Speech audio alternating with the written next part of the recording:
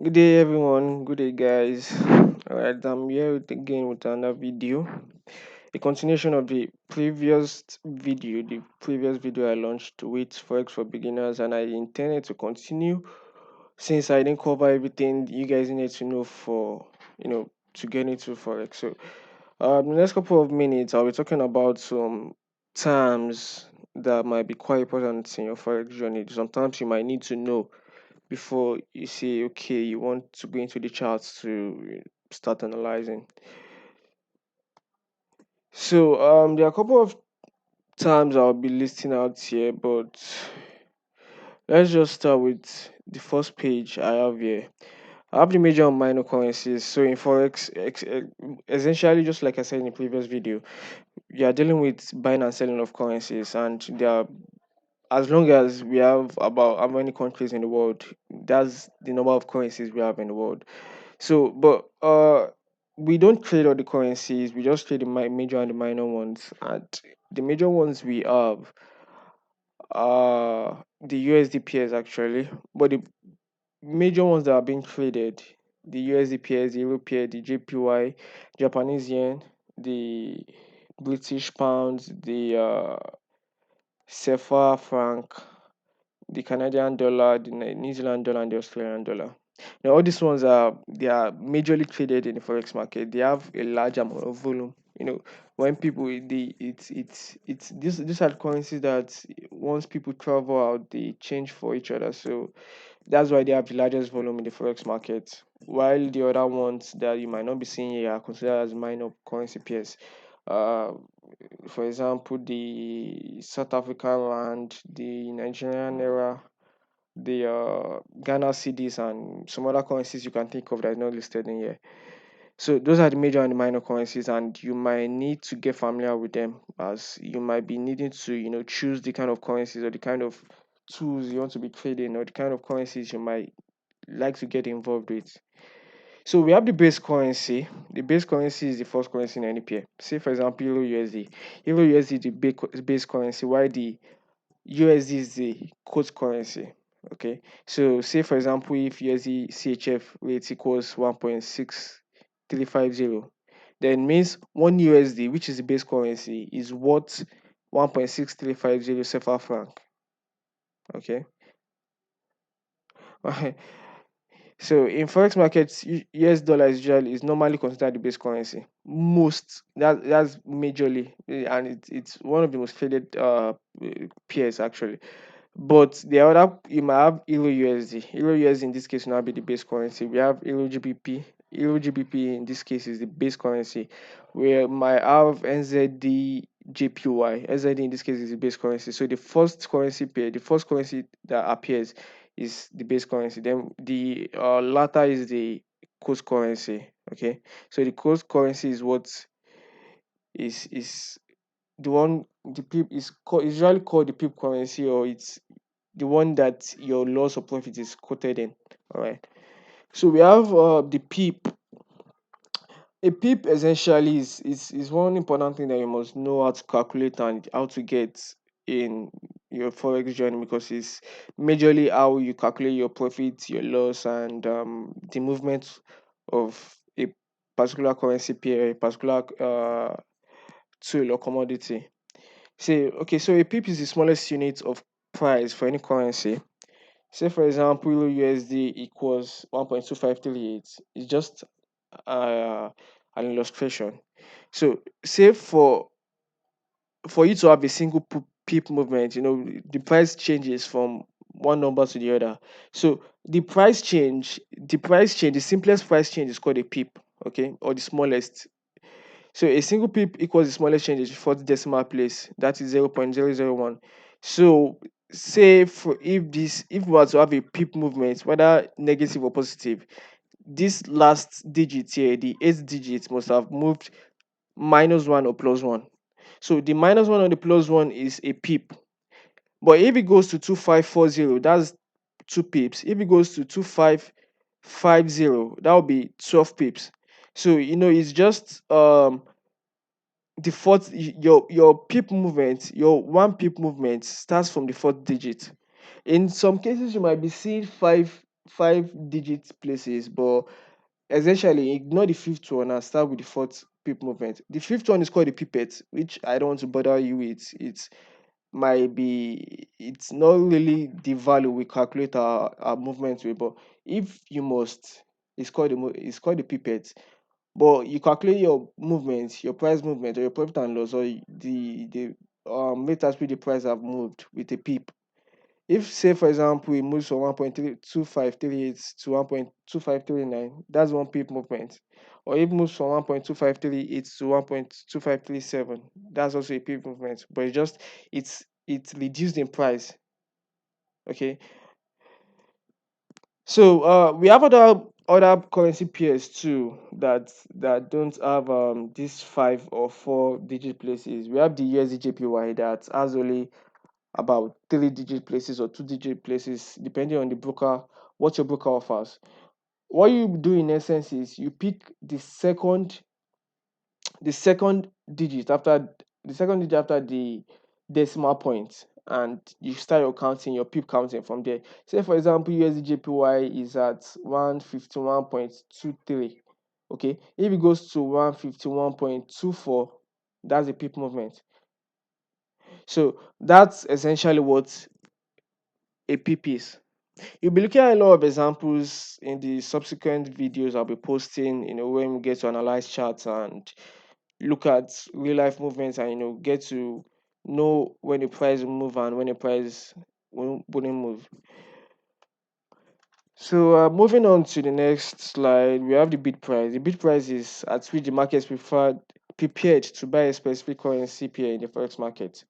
Say for example, you have Euro USD at 1.2358. Okay, on your broker or your MT4 app, your MetaTrader 4 or MetaTrader 5 or StreetTrader, whatever platform you're using to trade, you'll be seeing two different values for your on your MetaTrader on your platform. One is the bid price and one is the ask price, or your offer price, however you might call it. The bid price is that point at which the market or the general market now is ready to buy that particular price at that particular forex pair. Okay. Say for example, in GPB USD quotes, we have 1.8812 stroke 1 stroke 15. The bid price is 1.8812, meaning 1.8812 is the price at which the general market is ready to buy the pound dollar. So say for you as an individual, you want to sell the pound dollar instead of buy it, then you'll be selling it at the bid price. You'll be selling it at the price at which the market is willing to buy it from you. Okay. While if you want to buy, you'll be buying at the ask price, or the price at which the market is ready to sell. Just like I defined in here, the ask price is at which the market is prepared to sell a specific currency pair in the forex market. So in this case, we have the GBP or the euro dollar. Just for illustration sake, the ask price is the second one here, is the 1.2815. So this means you can buy 1 euro for 1.2815 US dollars. It means the price at which the market is ready to sell it is the one at which you'll be buying it. So in your MetaTrader, which might be dropping a tutorial video on, or a tutorial video on how to use your MetaTrader 4 or the CTrader platform, just like I discussed in the previous video, you if say you want to buy a particular currency pair, say you want to buy Euro USD, you'll be buying at the bid price. So you'll be buying at the ask price, the price at which the market is ready to sell. And if you want to sell, you'll be selling at the bid price, the price at which the market is ready to buy. So you're essentially performing a transaction between yourself and the market. That a transaction is being performed between yourself and the market. You are buying and they are selling at that price. So you have to agree at a point. So those points, those two price difference is called the bid and the ask price. Now, the bid and ask spread. This is the difference between the bid and ask price. Say for example, this example I gave here.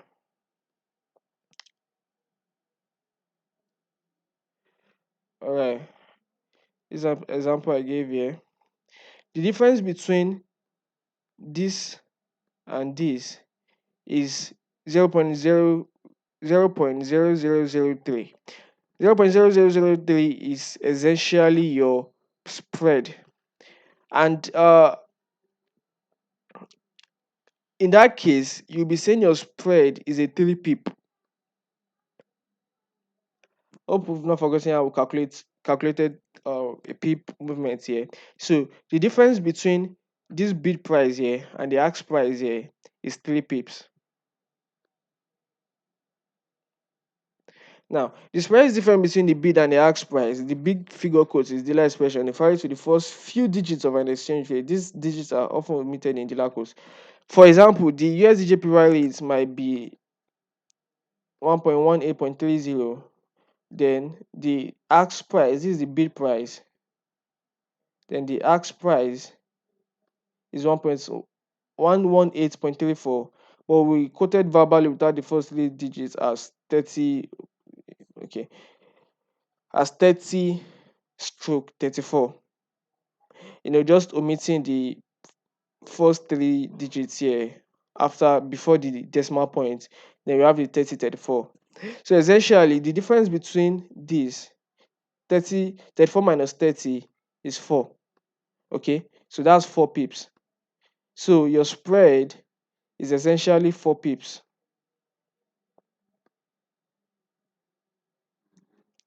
Your spread is 4 pips.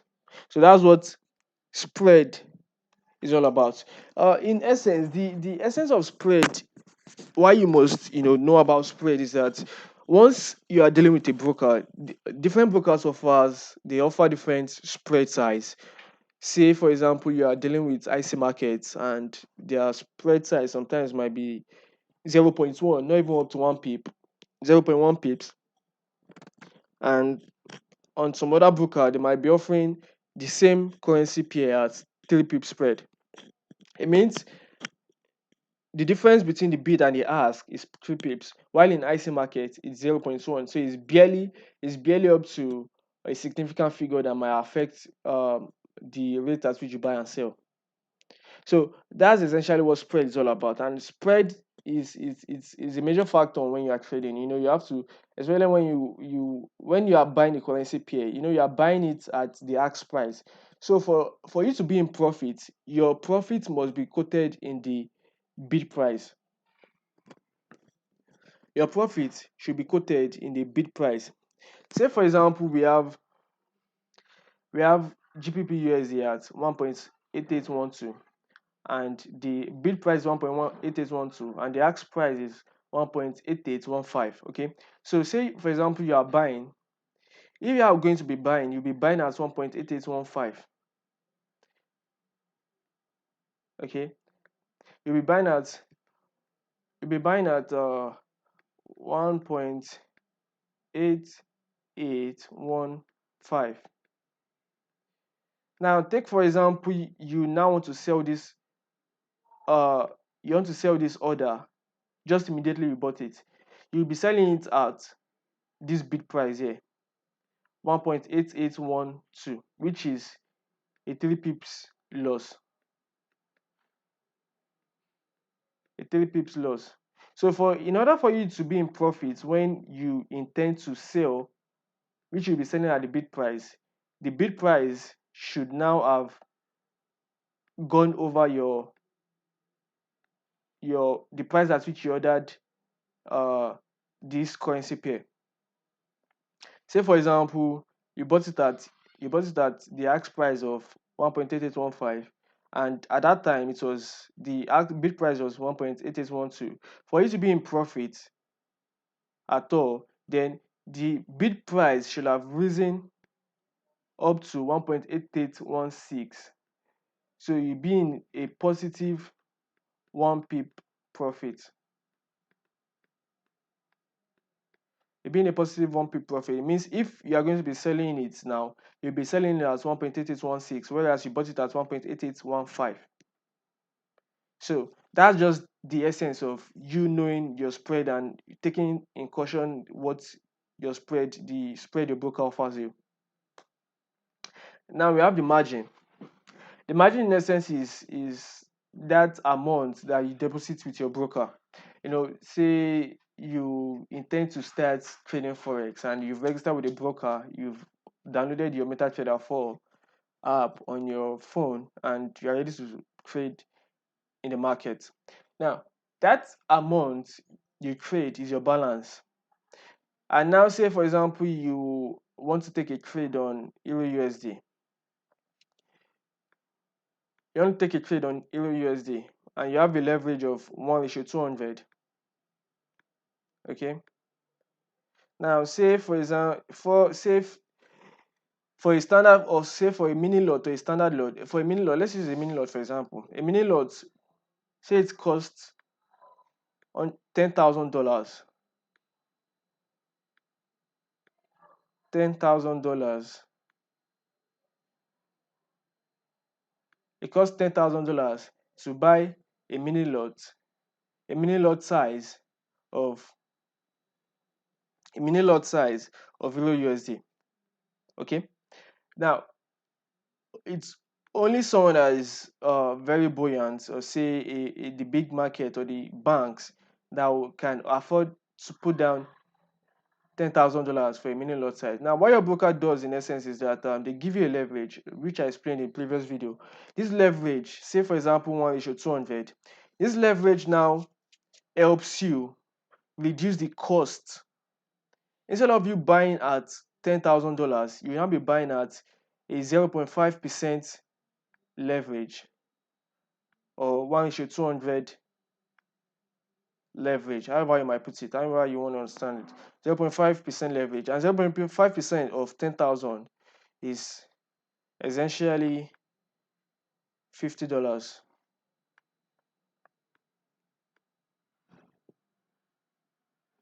Is essentially $50. So instead of buying a mini lot size at $10,000, your broker now offers you the opportunity to buy at $50 while still earning the same profit as you would earn while trading with a $10,000. So this $50 in essence is the margin. The money you put down to buy a particular currency or to sell a particular currency is what's called your margin.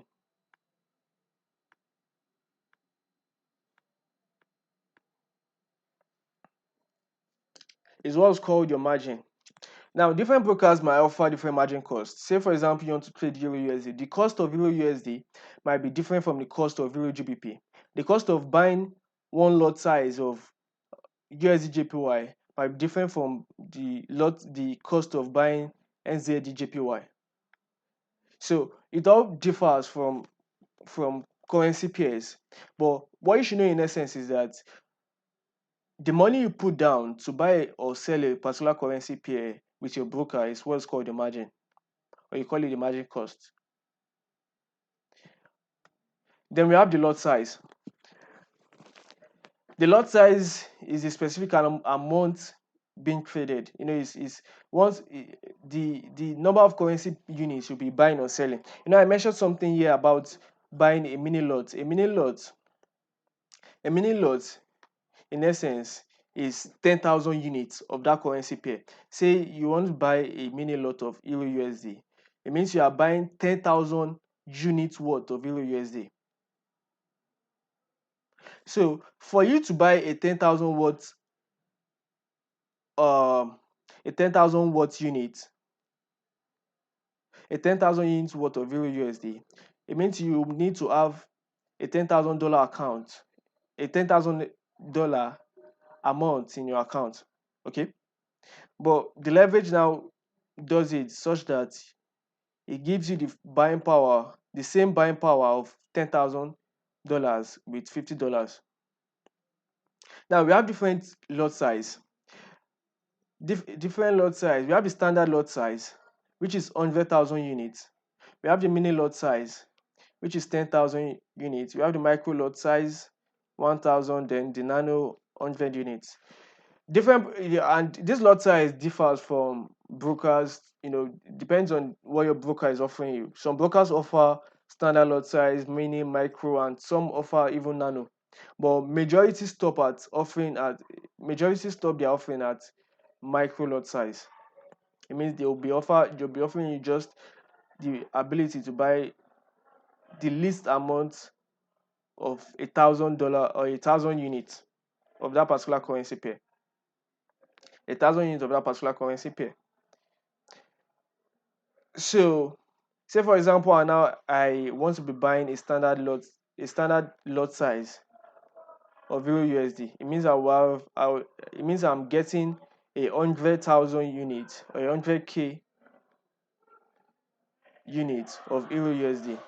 Now, the cost of this 100K unit might differ from broker to broker. But say for example, a 100K unit of Euro USD costs $100,000. $100,000.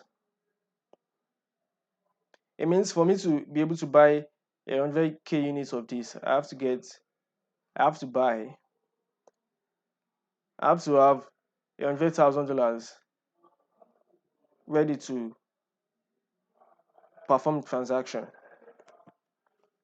So, as you might already know, the change in the currency value relative to another is measured in pips, which is a very, very small percentage of a unit. Okay. Say, to take advantage of this minute change in value, you need to trade large amounts of particular currency in order to see any significant profit or loss. And that's what I was saying in essence. In order for you to take advantage of, say, a major profit, in order for you to take advantage of a major profit, then you must buy a very large amount of that particular currency pair you are trying to trade. All right. So let's assume you'll be using a 100 units standard lot size. The standard lot size, which is 100 units, the standard lot size. We'll now calculate some examples to see how it affects the PIP value. All right. So say for example, for USD CHF, at for USD CHF, say, and it has an exchange rate of 1.4555. Okay. So for one pip movement, which is 0.0001, for one pip movement, for one pip movement, we divide the pip movement by the exchange rate, then multiply it by the amount of units we bought. So that's $100,000, 100,000 units. Sorry, that's 100,000 units. So the the dollar movement of one pip, in essence, is $8.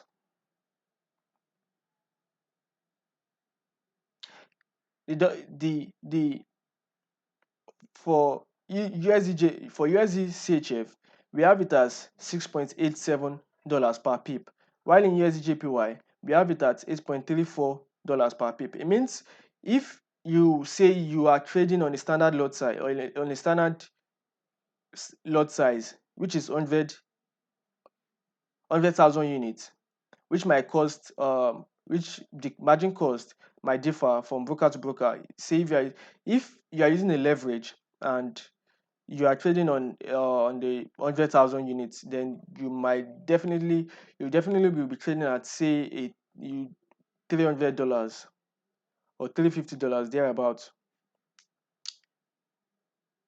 For USD CHF, you might be getting this at $200 instead of, say for example, $100,000 to just get 6.87 profit.